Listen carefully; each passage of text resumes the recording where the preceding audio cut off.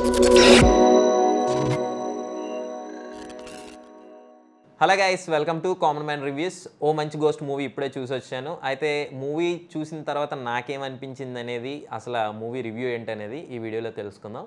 Actually it is a horror genre film, but ఏంటంటే నాకు movie చూసిన తర్వాత నాకేమనిపించింది అంటే ఇట్స్ ఏ హారర్ కామెడీ అనిపించింది. మెయిన్ స్టోరీలోకి వస్తే ఒక నలుగురు పర్సన్స్ కలిపి ఒక ఎమ్మెల్యే కూతుర్ని కిడ్నాప్ చేస్తారు. కిడ్నాప్ చేసి వాళ్ళ నాన్నగారిని లంసమ్ అమౌంట్ అడుగుతారు. ఆ అమ్మాయిని తీసుకెళ్ళి బంగ్లాలో పెడతారు. అయితే ఆ బంగ్లాలోకి వెళ్ళిన తర్వాత వాళ్ళు ఏ కైండ్ ఆఫ్ ఎక్స్పీరియన్సెస్ని ఫేస్ చేశారు, వాళ్ళ బంగ్లా నుండి ఎలా బయటపడ్డారు అనేదే స్టోరీ యొక్క మెయిన్ థీమ్.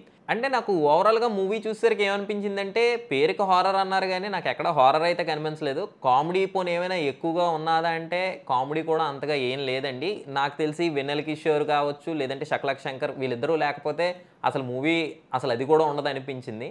వాళ్ళిద్దరు కామెడీ కొంతవరకు ఒక మూవీకి చిన్న స్ట్రెంత్ ఇచ్చిందనే చెప్పొచ్చు. అందులో శక్లక్ శంకర్ ఒక యాక్సెంట్ కానీ, లేదంటే వెన్నెల కిషోర్ టైమింగ్ కానీ అన్ని సీన్స్లో 100% పండే అని నేను చెప్పను కానీ, బట్ ఒక 60 to 70% నవ్వుకుంటాం.